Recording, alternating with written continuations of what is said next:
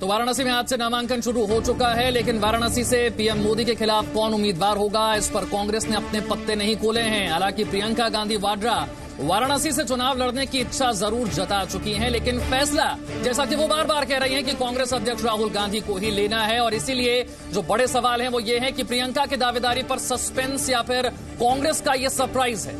प्रियंका वाले प्लान बनारस पर कांग्रेस क्या कंफ्यूज नजर आ रही है?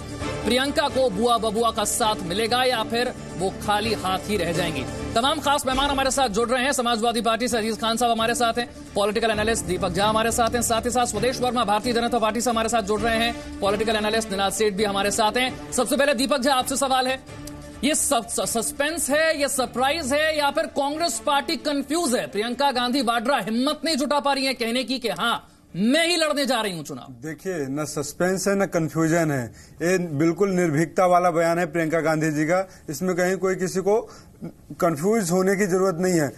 रही बात कब डिसीजन होगा, पार्टी आपस में विचार विमर्श करके उसको निर्णय लेंगे। तो इसमें किसी भाजपा तो शुरू हो गया, प्रधानमंत्री के सामने चुनाव लड़ना है, कम से कम वाराणसी की जनता को तो बता दीजिए। भाजपा के लोग बरसाती मशरूम की तरह होते हैं, ये मौसम में दिखते हैं, बाकी कभी नहीं दिखते हैं।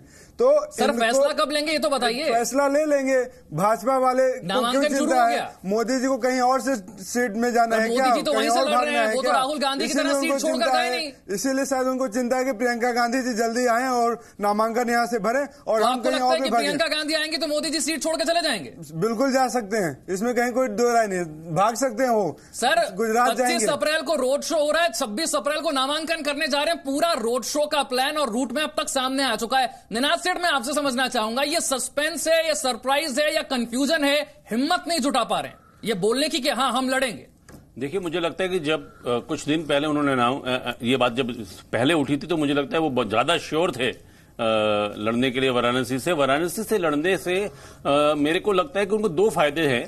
पहला फायदा प्रियंका गांधी को यह है कि वो टाई डाउन कर सकती हैं थोड़ा बहुत प्रधानमंत्री को। हो सकता है 1 या 2 रैली ना करे प्रधानमंत्री कहीं और थोड़ा सा यहां पे फोकस करें। दूसरा फायदा यह कि एक नया बंदा अगर पॉलिटिक्स में आता है और सीधा प्रधानमंत्री से लड़ता है तो उसकी अपनी हैसियत ऊपर उठती है, तो ये दूसरा फायदा है। पर नुकसान ये है कि हार अगर होती है और अगर ऐसा लग रहा है कि राहुल गांधी जी की भी डगमगाई हुई सिचुएशन है साथ वाले में वो अमेठी में, तो और नुकसान बहुत ज्यादा। तो मुझे लगता है कि लेकिन निनाद सेठ साहब, फायदा और नुकसान तो तब होगा ना जब आप खुलकर कहेंगे मैं वही कह रहा था कि अभी तक आंकलन नहीं कर पाए हैं। लेकिन बीजेपी ने इस पर प्रतिक्रिया दी और कहा है कि जो भी प्रधानमंत्री के खिलाफ चुनाव लड़ेगा उसका राजनीतिक करियर खत्म हो जाएगा। भारतीय जनता पार्टी ने निशाना साधा है, पीएम के सामने किसी भी पार्टी के उम्मीदवार की जमानत जब्त होना तय है। एक बात मैं और बोलना चाहता हूं, जो भी अपने राजनीतिक सूर्यास्त के लिए बेताब है उन सब का स्वागत है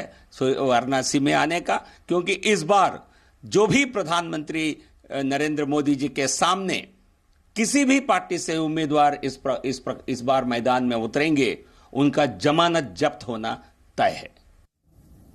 दीपक जी, वो तो स्वागत कर रहे हैं, आप हैं कि ऐलान नहीं कर रहे? देखिए दूसरी बात, दिग्विजय सिंह जी भोपाल से चुनाव लड़ रहे थे, उस टाइम पे इन लोगों में मंथन हो रहा था, कोई इनके पास कैंडिडेट नहीं था। सर कैंडिडेट उतार दिया। किसको उतारा है दुनिया को पता है। सर उतार तो दिया, आप तो ऐलान नहीं कर पा रहे। ये आज साधु संत महात्मा कैसे पैदा हो रहे हैं? मेरा सवाल आपसे है, आप ही लड़ेंगी। मेरा सवाल आपसे और आपके जी न्यूज चैनल के माध्यम से मैं देश वालों से पूछना चाहता हूं, संत बनने की क्या कैटेगरी है? सर भोपाल पर चर्चा हो गई ना, कोई भी संत बन जाता है, किसी को भी संत बना देते हैं, भगवा पहन के आया मैं संत। चर्चा में तो सर आपको बुलाया था ना, संत के नाम पे चर्चा नहीं है, अभी तो वाराणसी की बात है। मेरा संतों के बहुत सम्मान है, लेकिन संत के नाम पे कुछ लोग कलंक हो गए हैं। देश को उन संतों से जागरूक रहना चाहिए। जवाब दे देगी, बिल्कुल जनता जवाब मेरा सवाल ये है कि आप ऐलान कब करेंगे प्रियंका गांधी के नाम का? बहुत जल्दी ऐलान कर देंगे। वाराणसी के सवाल से आप भाग नहीं पाएंगे दीपक झा, वाराणसी के सवाल से नहीं भाग पाएंगे आप। बिल्कुल नहीं भागेंगे, पार्टी ऐलान कर देगी, मोदी जी अपना प्रचार करें, रैली करें। स्वदेश वर्मा भी भारतीय जनता पार्टी से हमारे साथ है। स्वदेश जी, मुकाबला रोमांचक होगा? नहीं, कहीं दूर दूर तक कोई मुकाबला होने की उम्मीद नहीं है। आपने जो सबसे अंतिम बात कही थी कि हिम्मत नहीं जुटा पा रहे, वो सबसे सही बात लगती है।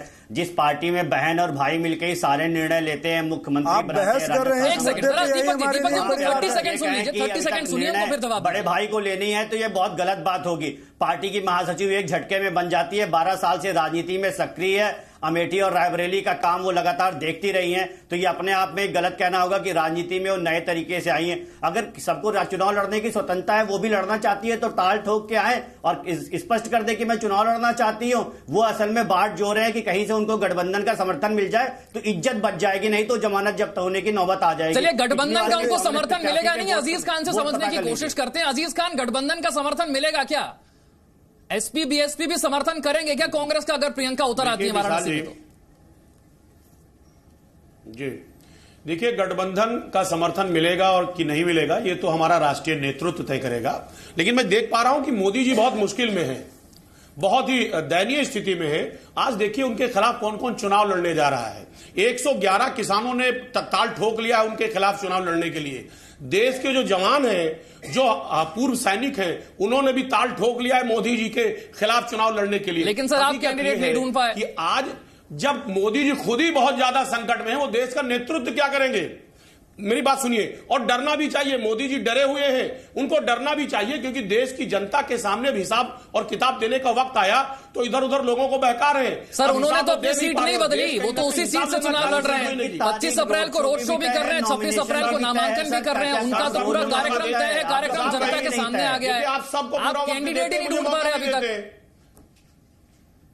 सर, वही मैं कहना चाह रहा हूं, कैंडिडेट बहुत है, तो उतार दीजिए फिर। बहुत परेशान है, उनको ये नहीं समझ में आ रहा है कि साहब अपनी सीट कैसे बचाएं। चलिए ठीक है, आप कह रहे हैं कि वो डरे हुए हैं। इसका जवाब मैं स्वदेश वर्मा से ले लेता हूं। स्वदेश वर्मा, सर नरेंद्र मोदी जी का तो कार्यक्रम आ चुका है, लेकिन इन्हें कैंडिडेट नहीं मिल रहा।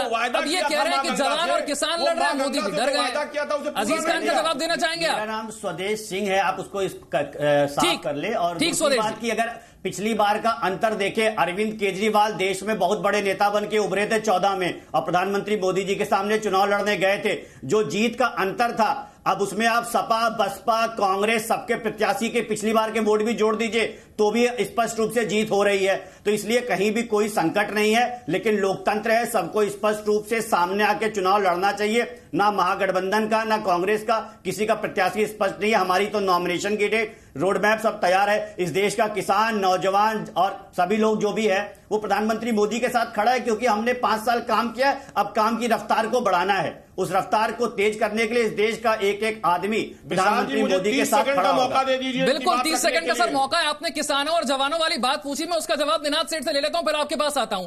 भाई, अजीज खान कह रहे हैं कि किसान चुनाव लड़ रहे हैं, जवान चुनाव लड़ रहे हैं, लेकिन गठबंधन को तो कैंडिडेट नहीं मिला, कांग्रेस को भी नहीं मिला अभी तक। देखिए, भारत की डेमोक्रेसी में जब प्रधानमंत्री लड़ते हैं तो हर जना चाहता है कि मैं अपना ओहदा बढ़ाऊं और मैं उनके सामने लड़ूं। ये किसान या जवान की बात नहीं है, ये एक तरह का नाटकीय मोड़ होता है कि हम प्रधानमंत्री के सामने लड़े थे।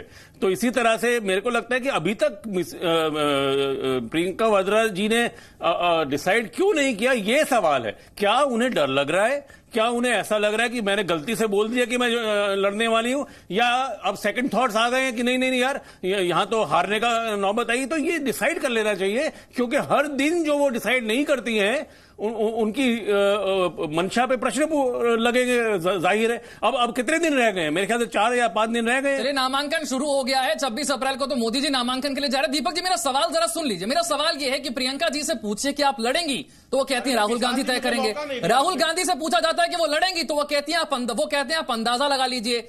ये कंफ्यूजन क्यों है? ये दो बड़े नेताओं के बयानों में इतनी कंफ्यूजन क्यों है? कंफ्यूजन नहीं है, मैं आपको समझाना चाहता हूं। कोई भी पार्टी का कार्यकर्ता, जैसे स्वदेश सिंह जी मानते हैं कि प्रियंका गांधी जी नहीं है, 12 सालों से प्रचार कर रही है, पार्टी को महासचिव बनाई गई है, तो पुरानी राजनीति में काफी टाइम से है, तो इस सारे लोग मानते हैं। इसीलिए ये लोग घबरा रहे हैं कि अगर प्रियंका जी आ जाती हैं तो इनके जितने भी प्लान्स आ चुके हैं वो सारे के सारे फेल हो जाएंगे। बिल्कुल, उनके सारे के सारे प्लान ABCD जितने हैं वो सबके सब फेल हो जाएंगे। रही बात मोदी जी की, तो मोदी जी की जो साख है, मैं परसों बनारस में था, बनारस से आया हूँ जो शख्स घबराया हुआ है, आया हूँ, जो शख्स घबराया हुआ है वो ये नहीं बताएगा ना कि मैं चुनाव लड़ूंगा या नहीं लड़ूंगा। वहाँ के पोस्टर बॉय हैं। जो शख्स कॉन्फिडेंट है वो तो कहेगा कि मैं रोड शो भी करूंगा, नामांकन भी करूंगा। जो शख्स घबराया हुआ है वो ये बोलेगा कि पार्टी के अध्यक्ष तय कर लेंगे, पार्टी का अध्यक्ष कहेगा कि वो प्रियंका तय कर लेंगी, और अगर वो चुनाव लड़ती हैं तो उनका भी रोड शो होगा। ये सारे कार्यकर्ता करते हैं। और रही बात मोदी जी के बयानों के, मोदी जी के जुमलों के तो जनता त्रस्त आ चुकी है, चाहे वो बनारस की जनता हो, चाहे वो देश की जनता हो। तो सर, सारी जनता, देश की जनता यही तो परंपरा है कि अगर आपको गुस्सा है तो आप लड़ लीजिए उनके खिलाफ चुनाव और जनता को तय कर लीजिए। समझ में आ वाकई चुका ये है, गुस्सा असली है या नकली है? जनता को समझ में आ गया है कि ये धर्म का पाखंड बना के लोगों को चलिए खंड ठीक है, खंड कर स्वदेश जी रहे को इसका जवाब हैं, दे जहाँ की देश का विभाजन की स्थिति में आ चुका है, धर्म जाति ऊंच नीच में आ चुका है। मोदी जी ने बनारस, ठीक है, जरा स्वदेश जी को भी सुन लीजिए, मैंने आपको पूरा मौका दिया, स्वदेश जी अपनी बात रखिए। और 70 साल में जो अमेठी रायबरेली में काम हुए, चाहे सोनिया गांधी हो, इंदिरा गांधी हो, राहुल गांधी जी हो, अभी वो नॉमिनेशन करने गए थे तो सरकारी गेस्ट हाउस में थे, क्योंकि वहां पे एक प्राइवेट गेस्ट हाउस नहीं है, क्योंकि वहां कोई इन्वेस्टमेंट नहीं हुआ, रहने के लिए जगह नहीं है, आज भी उनका वहां लोकल एड्रेस नहीं है। तो आज आप इसकी तुलना 5 साल के प्रधानमंत्री जी बनारस के प्रतिनिधि रहे, आउटर रिंग रोड की बात हो, वहां हॉस्पिटल की बात हो, ट्रॉमा सेंटर की बात हो, रेलवे स्टेशन की बात हो, 50 चीजें आप जाके देख सकते हैं। चीजें आपने बनाया है क्या? रेलवे स्टेशन आपने बनाया, बनारस में आज तक ट्रेन नहीं करते थे। जरा अपने नॉलेज को बढ़ा के आइए भाई साहब। बनारस में जिला ट्रेन चलती थी, आप लोग सिर्फ अमेठी में नामकरण होटल नहीं करते है, हैं, नाम की राजनीति करते हैं, चीजों को बदल देते हैं, पैकेजिंग बदल देते हैं, ब्रांडिंग बदल देते हैं और फिर कहते हैं हमने नया पैकेज दे दिया है। नॉमिनेशन के समय कर दिया सोनिया गांधी कहां? चलिए ठीक है, नॉमिनेशन के समय मुझे यहाँ पर एक छोटे से ब्रेक के लिए रुकना है, लेकिन जब ब्रेक के बाद वापस आएंगे तो बात इसी पर होगी कि चुनाव नाम पर लड़ा जाएगा या काम पर लड़ा जाएगा। क्या प्रियंका के नाम पर होगा या मोदी के काम पर होगा वाराणसी का चुनाव? इसी पर चर्चा को आगे बढ़ाएंगे। सभी खास मेहमान हमारे साथ बने हुए।